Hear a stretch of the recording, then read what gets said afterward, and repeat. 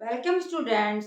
आपका मेरे channel science classes by doctor Kumkum Saxena में बहुत स्वागत है। और 9th क्लास का पहला चैप्टर हम लोग चल रहे हैं जिसका नाम है पदार्थ, मैटर इन आवर सराउंडिंग। पदार्थ की रचना एवं संगठन।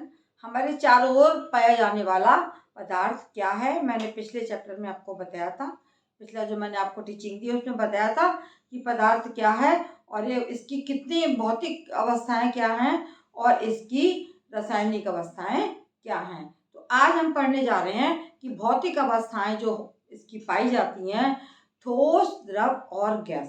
पदार्थ कितने प्रकार का होता है? पदार्थ 3 प्रकार का होता है। ठोस,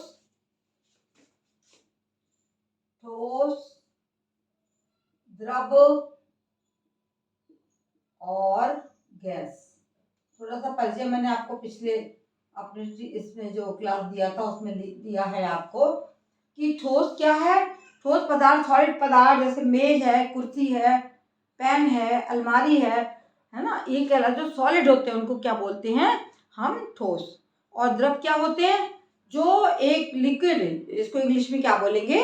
तरल पदार्थ। तरल होते हैं वो द्रव कहलाते हैं। जैसे दूध है, पानी है, तेल है, डीजल है, ये सारे क्या हैं? ईथर है, ये सारे द्रव कहलाते हैं। और गैस क्या है? जो हमारे वायुमंडल में पाई जाती हैं।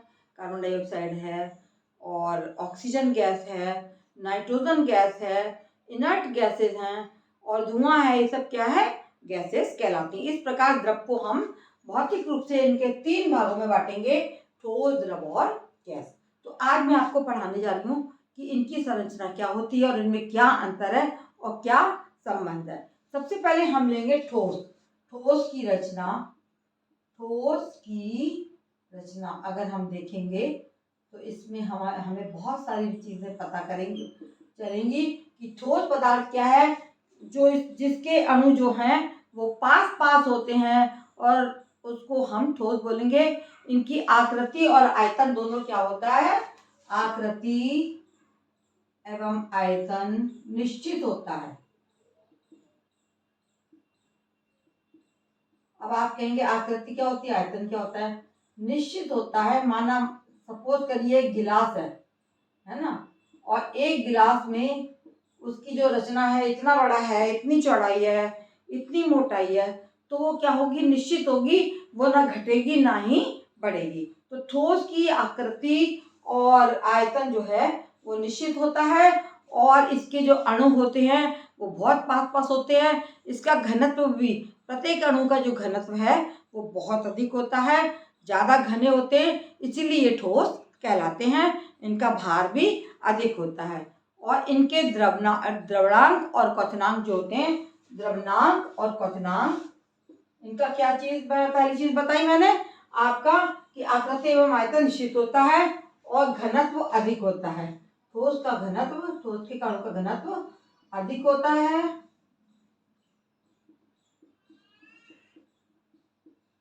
और तीसरी बात इनकी क्या होगी कि इनका जो है वो द्रवणांक और क्वथनांक इनके अधिक होते हैं।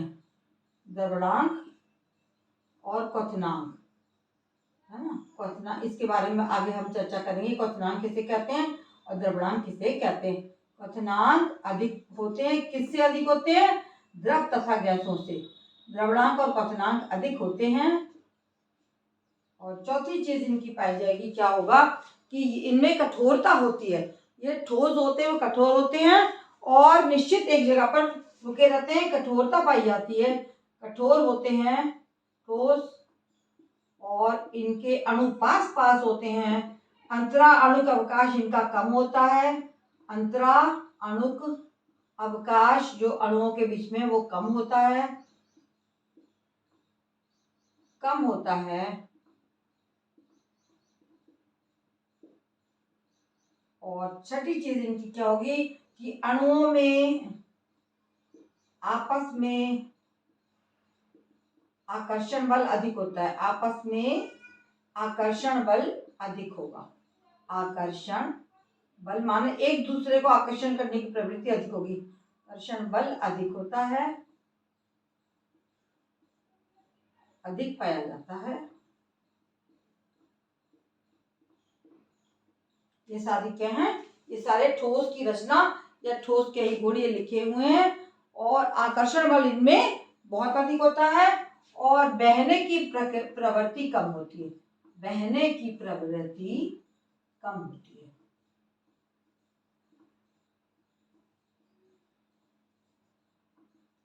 जिसमें ये गुण होंगे वो क्या कहलाएगा, ठोस कहलाएगा। जिस आकृति एवं आयतन निश्चित होता है, घनत्व इनका बहुत अधिक होता है, प्रत्येक अणु का घनत्व अधिक होगा, द्रवणांक और क्वथनांक इनके अधिक होते हैं और ये कठोर होते हैं और इनमें आपस में अंतराणु का अवकाश, जैसे ये पास पास है, अंतराणु का अवकाश जो है वो बहुत कम होगा।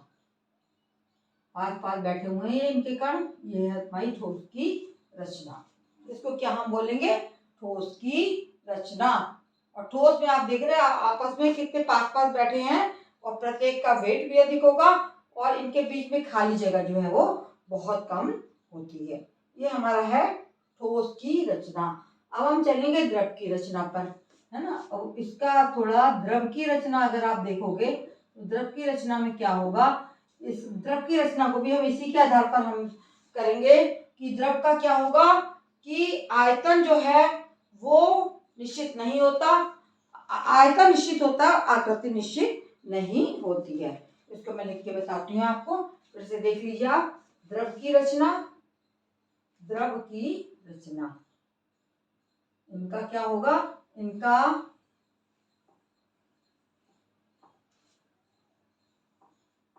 आयतन निश्चित होता है, कितने मिलीलीटर है, कितने लीटर है, आयतन निश्चित होता है लेकिन आकृति निश्चित नहीं होती। लेकिन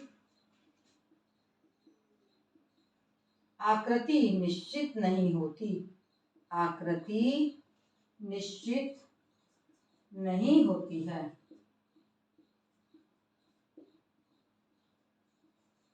जिस अगर अगर दूध है उसको तुम भगोने में डालोगे तो इस तरह फैल जाएगा, थाली में डालोगे तो नीचे की तरफ फैल जाएगा, और गिलास होगा तो गिलास में ऊपर को बढ़कर गिलास की आकृति ले लेगा।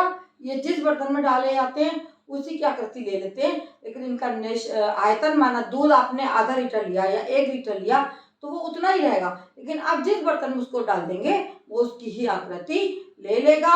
और इनके कणों का घनत्व भी कम होता है, ठोस से कम होता है, घनत्व इनका ठोस से कम होता है, ठोस से कम पाया जाता है इनके कणों का, अणुओं का, है ना।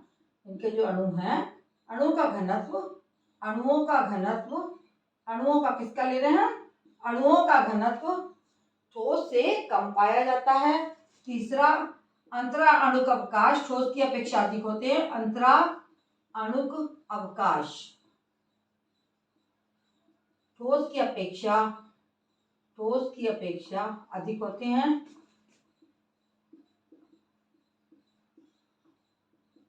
अधिक पाए जाते हैं, इसमें अधिक होते हैं।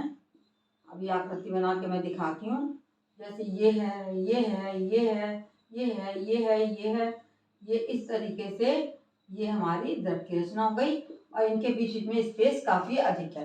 ठोस में नहीं था इतना स्पेस जितना कि द्रव में स्पेस पाया जाता है। तो इनके अणुओं में आकर्षण बल ठोस की अपेक्षा क्या होगा, आकर्षण बल, अणुओं में आकर्षण बल ठोस की अपेक्षा, आकर्षण बल ठोस की अपेक्षा कम होता है, ठोस की अपेक्षा कम होता है।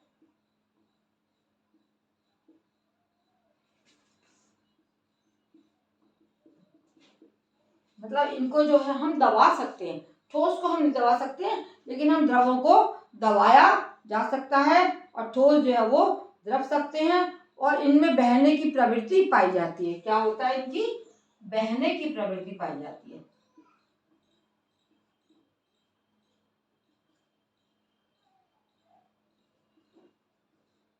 बह जाते हैं, इधर डाले जाते हैं।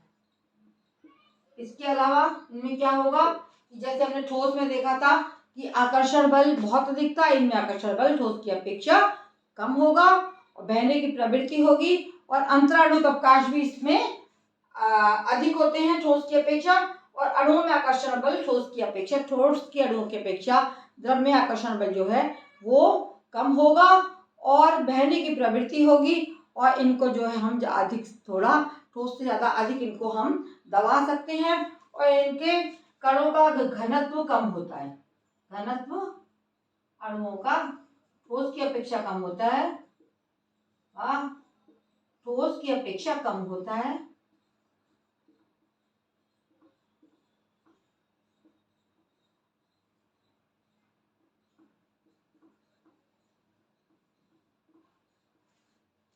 खूब दूर दूर इनके अणु होंगे, कहीं भी बह के चले जाएंगे, किधर भी खसक जाएंगे, तो अणुओं में आकर्षण बल भी उतना अधिक नहीं होता है। और इनके द्रव्यणांक तथा क्वथनांक, द्रव्यणांक तथा क्वथनांक ठोस की अपेक्षा कम होते हैं। ठोस की अपेक्षा, अंतर अगर आता है तो भी आप लिख देंगे, ठोस की अपेक्षा कम होते हैं। मैं समझती हूँ जहां तक आपको ये चीज समझ में आ गई होगी। ये हो गया ठोस की रचना, ये ऊपर ठोस बना है, ये द्रव की रचना, और यहाँ पे अब मैं ले रही हूँ गैस की रचना। ये गैस के अणु आ गए, है ना। गैस के अणु देख रहे हैं आप कितनी कितनी दूर दूर हैं और बह के जाने कहाँ चले जाते हैं, इस तरीके से ये चले जाएंगे। अब हम इसको, इसके बाद हम ले लेंगे गैस की रचना। ठीक है, तीनों की रचना इस तरह से आप समझ लेंगे और इसको आप याद करेंगे और आ जाता है क्वेश्चन। एक के बारे में भी पूछा जा सकता है और अलग अलग भी पूछा जा सकता है। अब हम लेते हैं गैस की रचना क्या होगी। गैस की रचना, है ना, गैस की रचना को में ठोस और द्रव से कंपेयर करेंगे। दोनों, तीनों की कंपेयर भी आ सकता है और अलग अलग भी आ सकता है। ना आयतन निश्चित, ना तो आयतन निश्चित होता है और ना ही आकृति निश्चित होती है। ना तो आयतन निश्चित होगा इनका, ना ही आकृति निश्चित होती है, कहीं भी चले जाते हैं ये। अभी आप सेंट खोलेंगे तो क्या होगा कि वो एकदम उड़ के चला जाएगा, है ना। द्रव का कम से कम आयतन तो निश्चित होता है। अगर एक कोई गैस उड़ रही है, मानो कोई गंदी बदबू आ रही है, तो एकदम शुरू में ज्यादा लगेगी और बाद में वो उड़ के कहीं चली जाएगी। तो इसके अणु खूब तेजी से गति करते हैं और उनके बीच में अंतराणु का प्रकाश बहुत अधिक होता है। ये देखिए, ये क्या है, ये गैस है, ये गैस हो गई, गैस के अणु बनाए मैंने। ये क्या चीज है, ये है तुम्हारे गैस के अणु। कितनी दूर दूर ऐसे करके बह बह के चले जाएंगे ऐसे करके, ये गैस हो गई, है ना। तो इनमें अणुओं में अंतराणु का अवकाश बहुत अधिक होते हैं। अंतराणुक अवकाश बहुत अधिक होते हैं, बहुत ज्यादा होते हैं।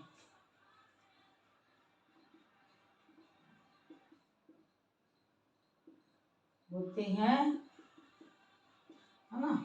अणुओं में आकर्षण बल ना के बराबर होता है, तभी उड़ जाते हैं। अणुओं में आकर्षण बल, तभी ये एकदम दूर चले जाते हैं। आकर्षण बल ना के बराबर होता है, नहीं होता, ना के बराबर होता है।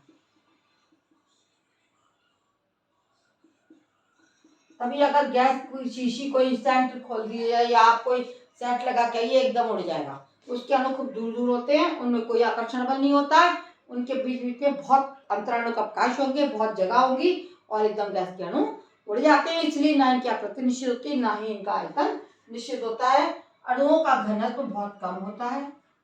ठोस और द्रव की अपेक्षा अणुओं का घनत्व कम होता है, बहुत कम पाया होगा इनका। और पांचवी चीज क्या होगी, अणु का घनत्व भी कम होगा और इनको अधिक से अधिक दबाया जा सकता है और विसरण की प्रवृत्ति पाई जाती है। इनमें क्या है, बहने की, है ना, विसरण की प्रवृत्ति पाई जाएगी। क्या, ऐसे ये समझ लीजिए उड़ना, है ना। वायु में अगर इनको खोल दिया जाएगा तो एकदम से ये उड़ जाएंगे और पता नहीं ये कहाँ चले जाएंगे, क्योंकि अणुओं में आकर्षण बल जो है ना के बराबर होता है ना। तो बहने की प्रवृत्ति पाई जाती, बहने की प्रवृत्ति पाई जाती है। इस प्रकार मैंने आपको जो भौतिक अवस्थाएं थी ड्रग की वो बता दी कि कौन कौन सी 3 भौतिक अवस्थाएं हैं, उनके क्या क्या गुण हैं और किस तरह से ये होते हैं, और इनकी क्या, इनका ना तो आयतन निश्चित होता है ना ही आकृति निश्चित होती है। अणुओं में इसमें अंतराणु का प्रकाश आप देखिए बहुत अधिक है, ये कहलाता है बीच का अंतराणु का प्रकाश बहुत अधिक है, और अणुओं में आकर्षण बल ना के बराबर होता है, अणु का घनत्व कम होता है और बहने की प्रवृत्ति पाई जाती है। एकदम से ये खुल के एक जगह से दूसरी जगह पर पहुंच जाते हैं। यहीं पर मैं अपना ये लेक्चर समाप्त करती हूँ। प्रिय बच्चों, इसको शेयर करें, आप अधिक से अधिक बच्चों को दिखाएं, और यदि आपने मेरा चैनल सब्सक्राइब नहीं किया है तो सब्सक्राइब करिए, क्योंकि मैं बराबर आपको 9th क्लास के साइंस के जो टीचिंग्स हैं, क्लासेस हैं, वो इसी तरीके से देती रहूँगी। मेरा जो लेक्चर है या मेरा क्लास देखने के लिए सभी बच्चों का बहुत बहुत धन्यवाद।